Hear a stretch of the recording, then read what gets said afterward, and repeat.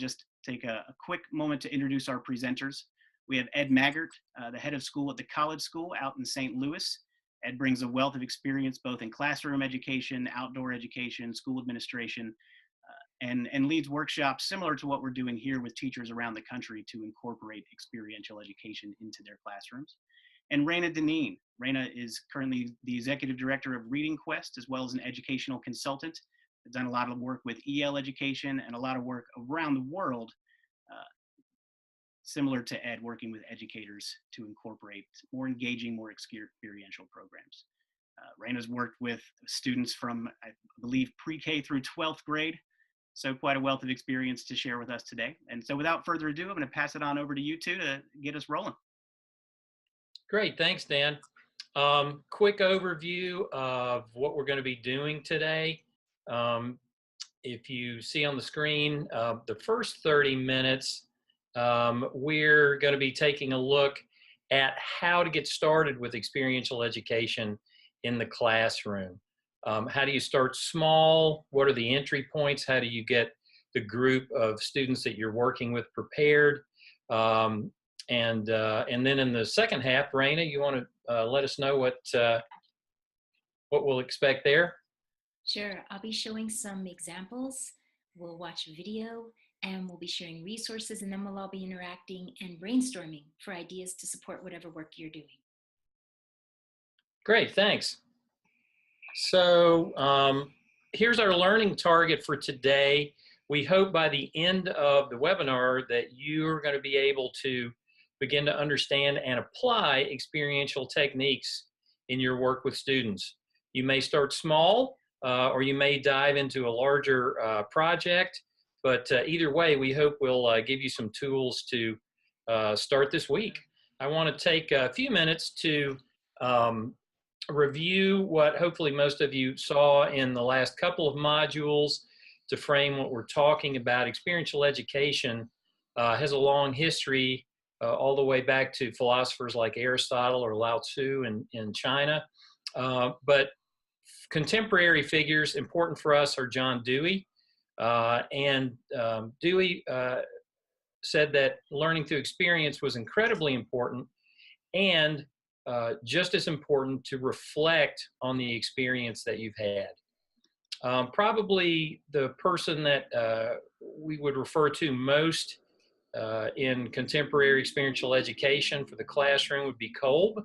And so he takes the idea of experience and reflection and makes that into a four-part cycle. If you see the things in black here, experience, reflect on that, and begin to think abstractly about how you can apply what you've learned in other situations and into your existing framework of knowledge, and then begin to test and apply that. So experience, reflection, abstractly applying that information, and then test and apply what you've learned.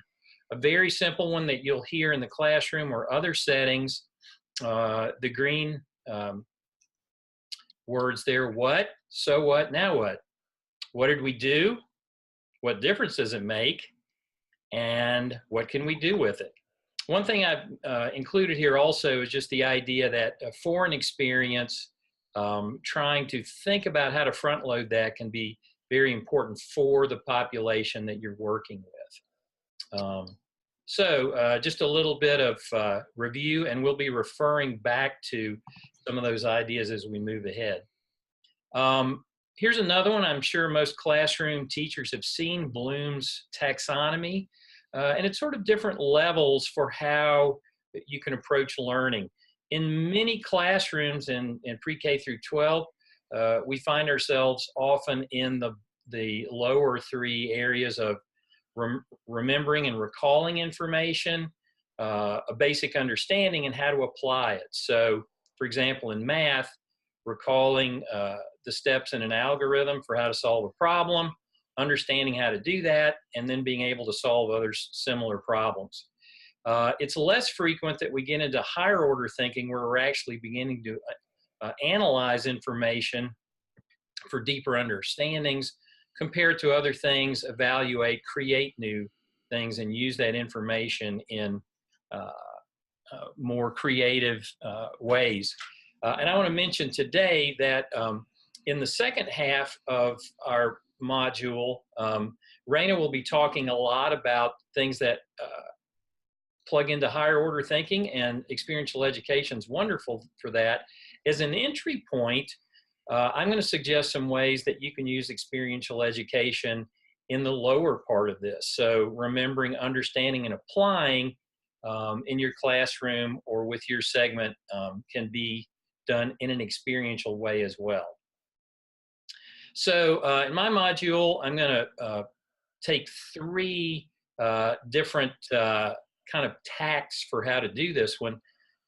In the first two, which you'll see I've labeled active learning, I'm trying to give you some windows for how to use experiential learning methods in the setting that you're already doing, whether it's in the classroom or informal education with adults.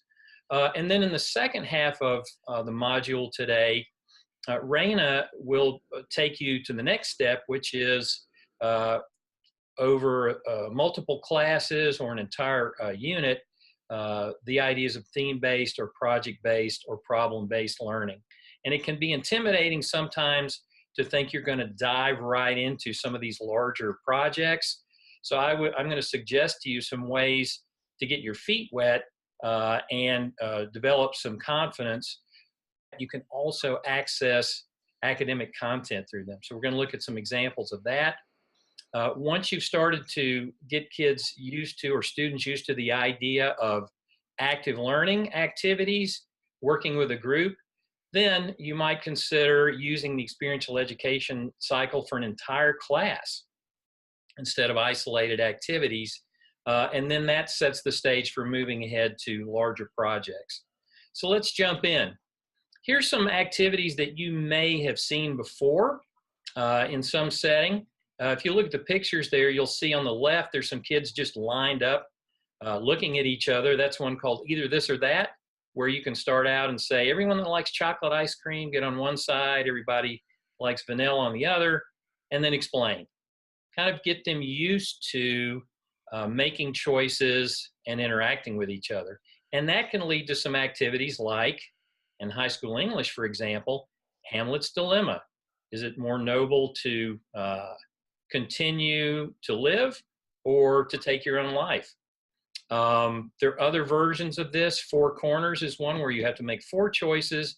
Another great one is the one that's in the picture to the right, Inside Outside Circle. Two concentric circles that face each other. Folks ask each other a question and discuss, and then move along. So there's an example of how to take some of the activities that you're doing and get students out of their desks and learning through interaction and discussion. Similar thing to that might be to think about if you're going to have a 5-minute quiz at the beginning of class, whether it's graded or not, how could that be active? I used to teach chemistry, so I assigned kids elements and had them actually interact with each other to see what would happen. You could give students different parts of a math problem, and they'd have to find the steps that put the problem together to get to the solution. In a language arts class, maybe vocabulary words that are synonyms. So a lot of ways for kids to interact. And the last one here, I want to look at a short video. This is an activity called Maze, a really fun one. Let's just take a look for a minute at the video.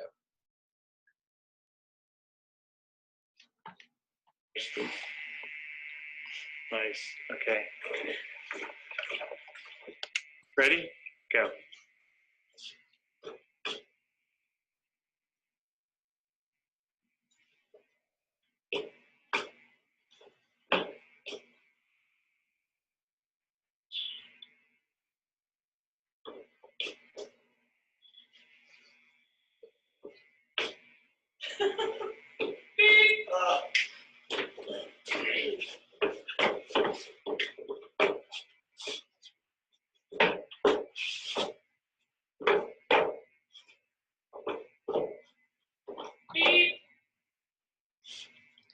So if you notice, there's a gatekeeper that has the path through the maze, The students are trying to figure out how to get through it.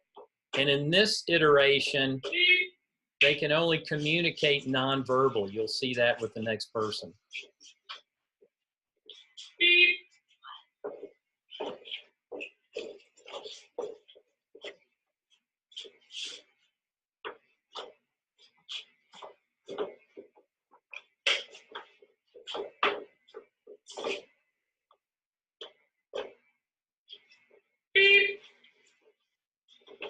So I'd like to pause the video for a minute and ask a question. This is a great group building activity. How could this also be an academic activity? I'll give one suggestion and would love to see on the chat feed if you have some other suggestions that you'd like to share. What if instead of just being able to point, this was Spanish class and students could give directions only in Spanish? Think about it for a second. What if this was an English class or a history class? What are some other ways you could use this activity to tie some academic content to this team building activity? Anyone have some suggestions? Oh, geometry and learning shapes. That's a great one. Understanding how ideas are related. Another great one. Thanks, Jeanette. The group can send one person into the maze to solve a math problem. A couple of other ideas. Coding. What if the group had to develop a coding language to get them through the path? What if there were answers to questions from biology on here? So a lot of different ways. Oh, and I see Stuart said 10-question quiz. Students have the opportunity to answer all 10 correctly. If they miss one, they have to go back. This is just one example I wanted to share, and you're beginning to see creatively how an activity that was meant originally to build team and cooperative structures can also be applied academically. This is a great entry point and helps you set norms for how students interact before you move on to larger experiential education activities. So here's another entryway. It's similar. This one is, I call cooperative group structures. A lot of you probably know about think, pair, share, where in the middle of a class, you would ask students to take a second, turn to someone next to them, and share an idea or discuss something. There are a lot of ways you can set up cooperative groups, inside, outside, partners, 3 stray, 1 stay. There's a lot of structures. I've mentioned just one here, a nice simple one. If you have some information that students are putting together to learn, and the entire class is doing that in groups, you can divide in groups of 4 or 5, have some material that group has to interpret or research or share. And then one person from each of those groups fans out to an expert group. The expert groups learn a particular amount of the material or way to present it and come back to the original group. So each person from the original group has some responsibility to bring back, and they have another group to work with. So again, this is a way to make an activity that you might already be doing more experiential, more interactive, more creative, and it sets the stage for larger cooperative activities in problem-based or theme-based learning later on. So again, to review, using cooperative group structures or using team building activities to help set norms in the classroom, but also thinking about how they can make learning more active. Well, if that's going pretty well and the class seems to be having a good experience with working together, maybe you want to try to design an entire class period around an experiential activity as opposed to just having it something that you would insert in the regular flow of class. So this is what that might look like. some kind of review to set the stage, as we often do at the beginning of a class, front-loading some experiential activity, experiencing that, then a chance for reflection, and maybe a chance to test the ideas. So a sort of one class experience in going through Kolb's cycle. I'm going to give you some examples of things that I've done in previous classes and how I sort of think of these. I used to teach chemistry, and one of the things that's challenging is for students to think about how we could have possibly figured out atomic structure. So here's a simple activity. Got a box. There's something in it. Here's another box. Something in that one. But they're not the same. If the boxes are closed, how can I figure out what's inside? Love to get some ideas from you on the feed of whether, of how you might suggest figuring out what's inside. While you're thinking about that, I see Gordon has a question that often comes up with collaborative teams. When is competition amongst teams an enhancement? When is it an inhibitor? Boy, that's a great one, Gordon. And I think, again, it's sort of how you set the stage. Sometimes kids enjoy trying to be the first team to accomplish something. And I think there are ways to find a balance between competitive drive and collaboration. Experimentation to find out what's in the box. Thanks, Ted. So what are some things that you could do to experiment without opening the box? Oh, listen to sounds. Yeah, and I think hopefully you can pick up that the sounds are different. And if you had tactily were able to hold this when I'm shaking, I can even get a sense of the shape of the object from how it's interacting with a box. Anybody have another idea? Pay attention to the difference in weight. Great. So put these on a balance. Another one that folks often would suggest is, if you had access to it, can you x-ray the boxes? So this gets students thinking about, how do we figure out what things are like if we can't see them? And here's the kicker. At the end of class, obviously, what do they want to do? They want to open the box. What if you don't ever let them open the box? All right, some other examples. I love to use everyday items in teaching. So before we used atomic model sets, we would use Tinker Toys to represent matter. And both of these I kind of in my own thinking put together as an analogy. So if you're teaching history, if you're teaching language arts, whatever you're teaching, what are some tangible analogies that you can develop into a simple activity? You can find some of these online in some of the resources we have, or hopefully you'll be able to think creatively about some ways you can do that yourself. Simulated activities. Here's a great one. Here's my Tinker Toys. Imagine if you're looking at this object this way and I ask you to write a description. Now what if you're looking at it this way and I ask you to write a description? Or this way? It's going to sound different depending on the orientation that you have to that object. So imagine placing this object on the floor, on a shelf, on a desk in the middle of the room, and stationing students at different places so they have to write a description. When you start to read those descriptions, they're very different from each other. And so this is a tangible way to get at perspective in writing, which could lead to voice, historical perspective, political perspective, cultural perspective. Again, a way to experience how people can look at the exact same thing, in this case, a tangible object, in different ways.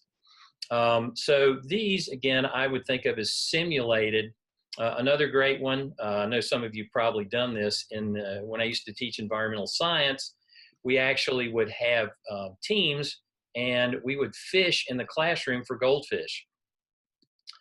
Groups would make up different fishing teams, companies, and through several rounds of fishing, we could explore ideas of environmental sustainability, economics, group cooperation, regulations, a lot of different ways to go.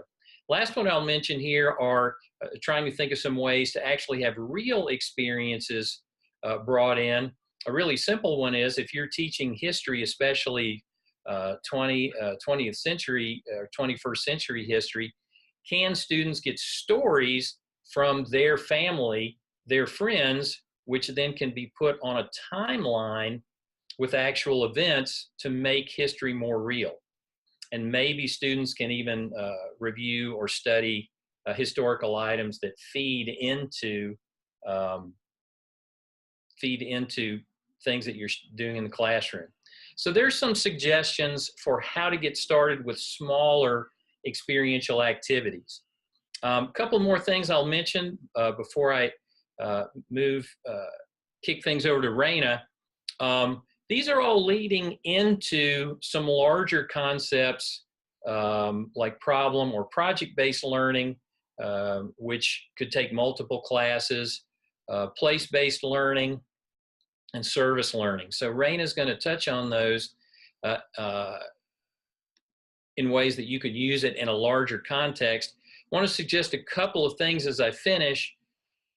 Even though students may be experienced now with the type of active learning that you've been doing in the classroom, as projects expand, it's still very important for you to think about how to set the group up for success. You may not be using a structure like Jigsaw, but maybe in a particular project, it would be effective for students to have roles like a timer or a researcher or a graphic artist. How will you set them up for success? And the last thing I'll mention is both for small and large classes, assessment is crucial as well. We tend to go straight to summative assessment, things like tests and quizzes and papers. It's important in experiential activities to have an assessment of the process along the way. Most often that will take the form of a rubric that students can help actually develop with you to show what the experiential learning process should look like throughout the activity that you're doing. And then just as important to have a summative assessment that has some individual accountability, which could be a paper or an oral report or even a quiz, along with an assessment of the actual product that group is producing. Okay, I'm going to turn it over to Raina now. Raina, all yours. Thanks, Ed. So I'm going to read a quote from my mentor, Ron Berger, who's the Chief Education Officer at EL Education. When a student completes her schooling and moves into adult life, she will be judged not by her ability to perform on tests of basic skills, but by the quality of her character and the quality of her work. When do we expect young people to develop the passion and skills to do work of quality if we do not support this sharply and deeply in school? So Ron is with EL Education, and they have this expanded view of academic success, which includes character, high quality work, in addition to mastery of knowledge and skills. And so when you do experiential education, it is all about really caring deeply and inspiring kids to want to do great work. So you can go on to the next slide, Ed. He's going to be helping me here move along. So one thing when you are wanting to do something, let's say you're wanting to become a better guitar player or learn how to do a great jump shot, it really helps to have a model. And I think the same thing is true with teaching adults or kids. If you want to do experiential education, it's really hard just to look at a rubric or descriptions on paper. I think it's really helpful to actually see it live in action. So I'm going to share with you some resources. Ed and I have put together a whole document we'll go to later. So Ed has just clicked on a website called Models of Excellence. And what I'm going to show you first is how this website works. So you don't have to go there right now, but let's say you want to see some projects that other teachers have done. You go to the top there and you click on projects. And you can see there, you can pick your grade level. So let's just say, for example, 5th through 8th grade. You're interested in seeing some projects in those grades, and you're interested in seeing how a teacher might integrate English language arts and science and technology, just for example. So you've chosen your topic, and then you're going to click Apply Filters. And then you'll see sometimes hundreds of projects from schools all across the country that have been considered really high quality examples. And if you go down a little more, Ed, you'll also see how many pages of these examples there might be. So this particular example, there's 15 pages. And if you click on any one of these, they'll give you examples of that work. They'll show you the targets, the standards they covered. They'll even give you helpful information about how to do that project yourself. So that's one resource that I think is so helpful to see a model of high quality student work. Another resource that we're going to actually watch right now is up at the top under resources. So there are a series of videos that you can watch. This whole website is a collaboration between Harvard Graduate School of Ed and EL Education. And students from the Harvard Graduate School went to check out some of these projects that were submitted to Models of Excellence. And the students made videos about a lot of these projects that you're seeing. And those are called the Illuminating Standards video series. The one we're going to look at today is that center one that says Inspiring Excellence video series. This shows you, as Ed mentioned before, you could do a year-long investigation. This particular one shows 6 different examples following the class through an entire year. And this is the overview video. This is a 2nd grade class at Conservatory Lab in Boston. What were you wondering about a snake's nose? Does it have a nose? You don't see it, no, but it has like a pit. Yeah, a heat pit. Creating works of excellence starts with inspiring students. Welcome to the 2nd grade expedition celebration. Today, we are celebrating months of hard work in our premiere in our ebook, Slithering Snake Stories. High-quality reading, writing, and speaking happen when kids feel passion and purpose for their studies. In 2nd grade, at Conservatory Lab Charter School in Boston, Massachusetts, students research snakes for their study called Don't Be Scared, The Truth About Snakes. Look at her tail. What did you notice about her tail, Isaac? It's round and short. When student learning results in high-quality products, there's a deeper level of effort and engagement. In prior years, studies of snakes culminated in books, posters, and a music video viewed by over 40,000 people.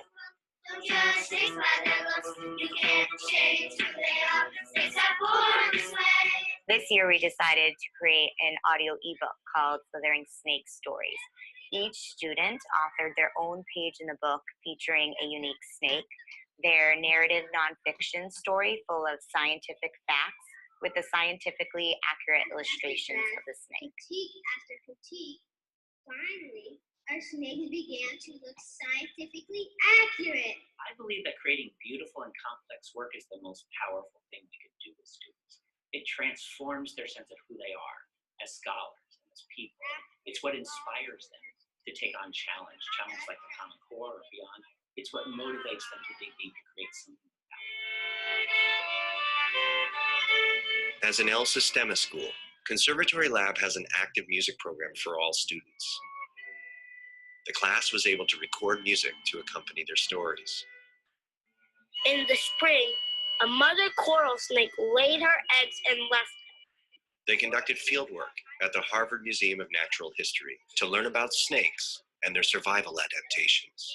But the deepest work that the class did was learning how scientists and nonfiction authors study their subjects and share their findings in ways that engage and inform their audience. Students learn to read and write with evidence to create works of beauty and quality. We've highlighted their journey in a series of short linked videos, building motivation and skill through whole class research, building motivation and skill through independent research, using models and critiques to create works of quality, reading to get ready to write, and writing and speaking with power. The babies will probably hunt right away. Boa constrictor goes to sleep with his eyes open in the Brazilian rainforest. So it's just a wealth of free resources for you, both the work, the videos, and also the whole EL Education website. It has tons and tons of resources that are free and open to the public. So I encourage you to check that out later on your own. And if you're thinking, oh my gosh, how could I ever do a project of that quality? The truth is, those videos kind of talk you through step by step how you can do it. So we're going to go back to our PowerPoint now and talk about what are the pieces that make this kind of learning work? The first one is having an engaging topic. So it makes a big difference to kids if they're learning about something boring or if they're learning about something engaging. So thinking really about what is going to engage my kids. Having it be interdisciplinary, making sure the work is meaningful and authentic. So instead of writing a book review, for example, for the teacher for a grade, have them put a book review up on Amazon. Making connections to their life, as Ed mentioned with his family history example, doing service, and then really paying attention to quality and using positive peer critique to help kids get there. Integrating the arts or adventure makes anything you're learning really exciting, and you'll be able to reach different kinds of learners. And then having a culminating event where the learning that they did is not just for the teacher, not just for the class, but you're sharing it with people who matter, or people in the community, or people who their learning affects. So I'm going to share with you real quickly a series of photos that help you understand one example, like see one sample of a learning expedition that I did with some middle school students. We were learning about Jared Diamond's philosophy that he puts out in his book, Guns, Germs, and Steel. And our guiding question was, why do some countries have so much stuff and others have so little? So this is an example. We created a giant game board called Empires, and it was interactive. And the kids explored life through different civilizations throughout time. They were in clans from Europe, Asia, and Egypt. And they looked at the differences between these two societies as we traveled through time on this giant board. We started at 6000 BC, and then we moved our way all the way up to the Middle Ages on this giant game board. So you can go on to the next slide there. Thanks. So the way they did it was by doing a series of experiential or hands-on projects. They did research papers, oral presentations. They made skits and posters. Every clan had to create their clan name, their flag, their symbol, their currency. They made their own game pieces and timelines, maps, treasure boxes. All of these things were part of, it's like they were creating their actual civilization as we played this game. And real quickly, we're going to go on to the next slide. I'm going to show you some examples. This is an example of a European clan who made their treasure box, and they named their clan the Macedonians, and you can see their symbol in the center of the box. The next slide is an example of a treasure box from an Egyptian clan, the Golden Scarab. The next slide has an example of currency from the Macedonian clan. And of course, they used models. They looked at real currency. They learned about the letters and the images so that everything could be as realistic as possible. The next slide shows an example of the Asian clan's currency.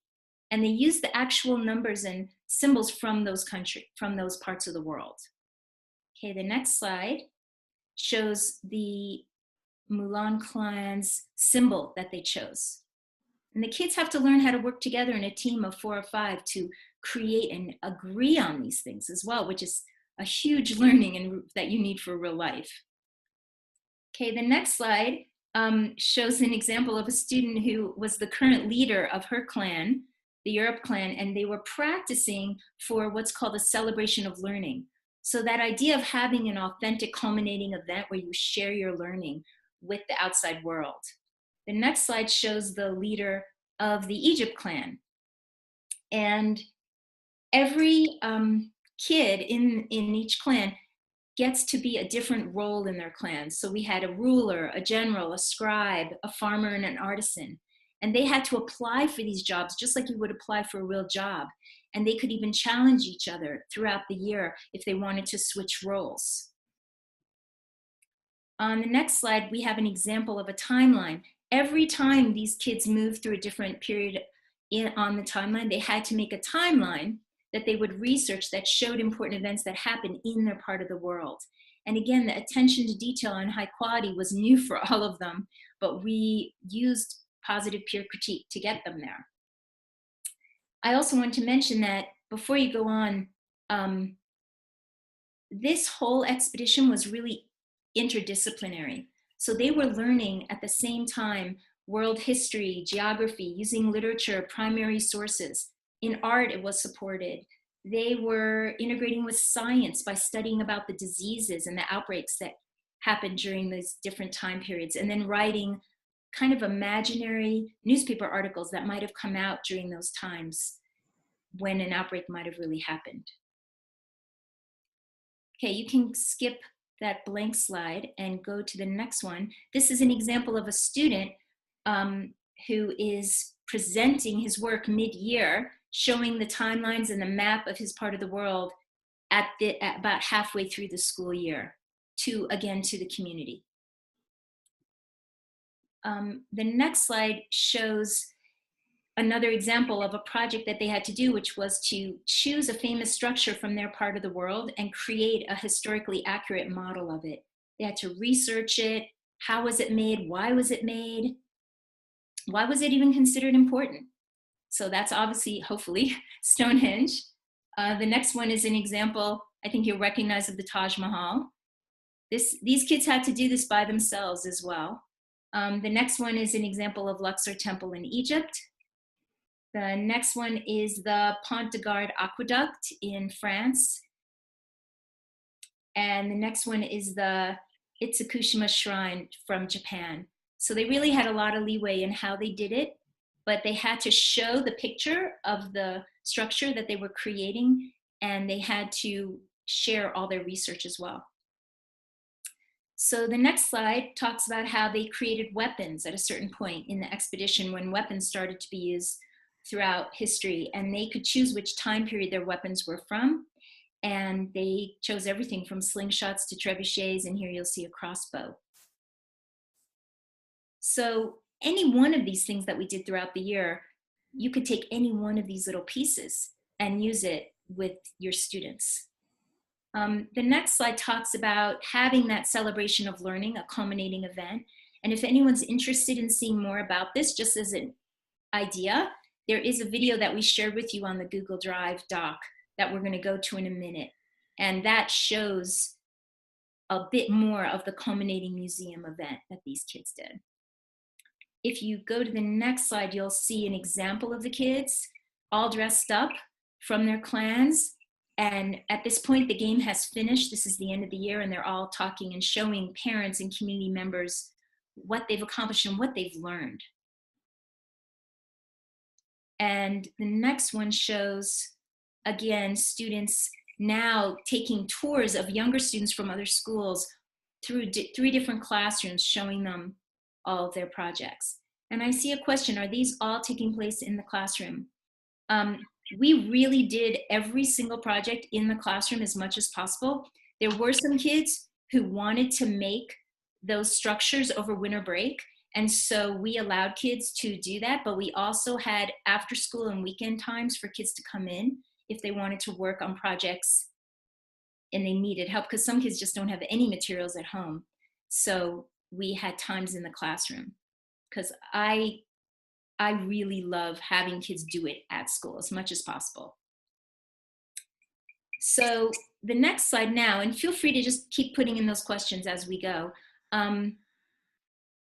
We can go on, but just keep putting your questions in that chat box, because now it's going to be your turn.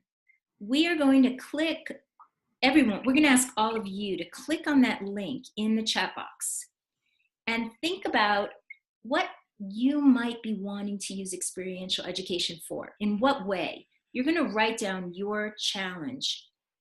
And if you can click on that, I guess, Ed, maybe you have to click on that link to show everybody where we're going.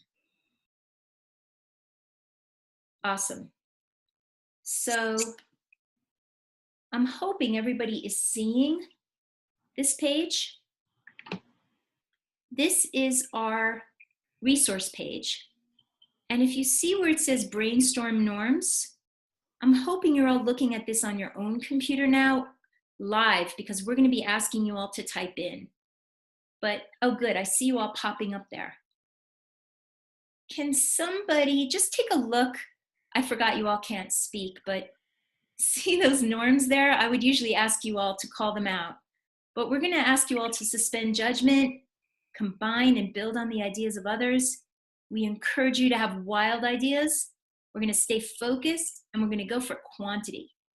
So in that box below where it says share your challenge, if you can, type in what is your challenge. What's something you'd like to do that's experiential? And as you see other people type in those challenges, we're going to encourage all of you to type in your ideas there on that document. As quickly as they appear, you can all start typing in. Ed and I will chime in as well. Well, while folks are typing in those answers, I just have to point out how this is such a good example of when you don't exactly know how it's going to work out as an experiential educator, but you try anyway, right? This is something that we haven't really tried too much in the virtual learning format, but we're going to see how it goes, and we're hoping that folks are willing to give it a shot. Type in those challenges that you're having, and we can brainstorm with each other. And I think that's an excellent point, Dan, that sometimes it can be intimidating to do these kind of activities because you're not sure how they're going to turn out. So it's important to frame it as an expedition or a learning journey that you're going on with your students. And you can always trim the sails and rethink things. It's okay for them to know that you don't have all the answers. You're not sure how it's going to go.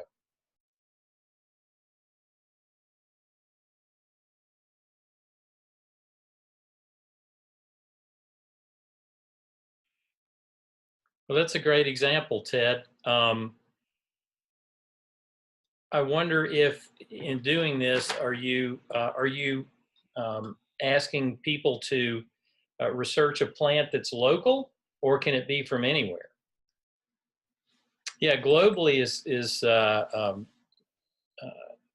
obviously opens things up nice and wide. I wonder if there's a way that folks who are choosing one in another place may be able to connect online with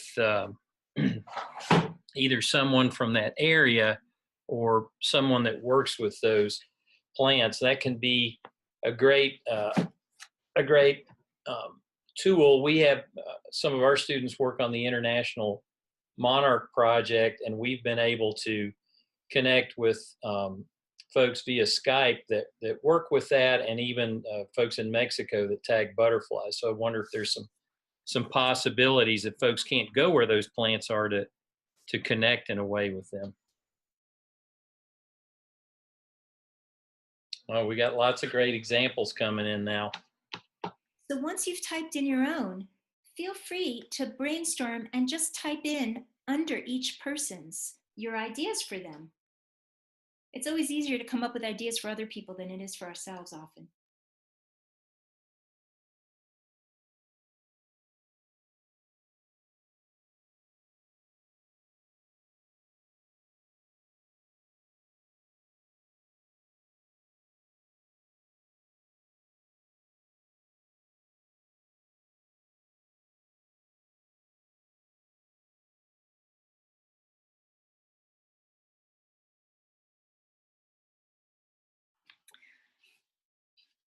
All right, I'm thrilled. You guys are brilliant. There are lots of great ideas. This is a document that we can continue working on. This does not have to be the end of this conversation. So feel free to keep sharing and reaching out to each other, to Ed and myself. The last thing we're going to do is closing circle. So before we do that, maybe Ed, if you could just scroll up on that page and just show everybody what else is on there in case you haven't been there yet. If you can go up a bit more. So what we've done is we've created for you first some videos that we were hoping you might check out before today, and then some videos that we've referred to during today's webinar. And then if you go down a little more, we've shared with you experiential education resources, some schools, and some books to consider. So these are all resources with live links, and we're hoping that you all find it useful, but you can contact us if you have more questions about any of this. Does anyone want to, well, I want to honor time. So I'm sorry if not everyone was able to get on there, but I feel like we got a good start on helping each other out with these thoughts. So Ed, if you can bounce back to the PowerPoint for the very last slide. There you go. We'd like to ask you to share one takeaway from today's webinar. I'm hoping you all had at least one thing that you're going to take back with you that you found useful from today's workshop. So if you can, just type in the chat box, one takeaway. The idea of an active quiz. Thank you, Jennifer. The games at the beginning of the webinar, so many possibilities, awesome. The bonding mixer. We took a risk. Collaborative team building exercises, real-time collaboration and brainstorming in the Google Doc. Incorporating the maze activity for academic learning. Classroom examples, Tinker Toys for atomic models. The educator resources and the integration between academic and real-time exercises. The resource, the models of excellence from EL and sharing good practice. Awesome. Well, these are terrific. One parting thought I would leave with everybody, it's wonderful to have examples to start with, and it's terrific to have those resources. Once you start to get the feel of doing this, no one knows your students, your school, your community, your curriculum better than you. And so finding ways to make experiential learning relevant for the place that you are as place-based education, for the students that you have, for your curriculum, that's when it becomes really exciting, is when you start to own it and have some thoughts about, wow, I could try this. And just as you might get started trying some small examples we've shared or things that you see in some of the resources, take that next step, be creative and try some things on your own and let your class come up with some ideas. That's when it really becomes powerful. The key to experiential learning is that students begin to own this and be excited about it as much, if not more, than the teacher. Totally, Ed. And I would add that I think it's really helpful to try these things out with the teachers first. It's hard if you just read a description of something and then you don't do it. You haven't done it, and then the first time you try it is with the kids. So feel free to do that as well. I've done that many times. It doesn't always work at first. Just go for it. As Cheryl's saying, just keep trying. It's having that growth mindset about all these activities and then talking with the kids. Why do we think that didn't work today? Let's try it again a different way tomorrow. Raina, I noticed a question by Stuart about thoughts, resources on developing rubrics. I'm guessing that's something we could add to our resource page as a follow-up. Yeah, if anyone has anything else, as you can see there on this last slide, keep in touch via Collaborate. I think Dan maybe is going to put a link in the chat box for Collaborate. And you guys can keep in touch with us that way. Yeah, I did want to also just echo that point. It doesn't have to end here. You all are the first class, future graduates, when you complete your assessment of the EE Foundations course, and we don't think you're going to be the last. So it's something we plan to offer again. We really would appreciate your feedback and thoughts. As you exit the session today, you should be redirected to a feedback form about the module in general, just so that we can keep on learning and growing with this offering. And then I'll send out an email specifically, but it's already up on Collaborate, the links to the assessment form, which once you fill out will be reviewed by some of us, and then you'll get your certificate of completion in the mail. Then you can hang it up and you can start telling others, hey, experiential education doesn't just happen in the woods. It doesn't just happen at corporate team building retreats or on ropes courses.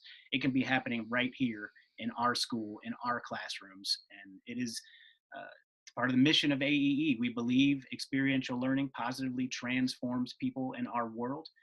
And you all have the direct link to our students who we really want to positively transform. So thank you all for your work in educating others. And thank you, Ed and Raina, for being here today so that we can all do it a little bit better. Our pleasure. Thanks, everybody.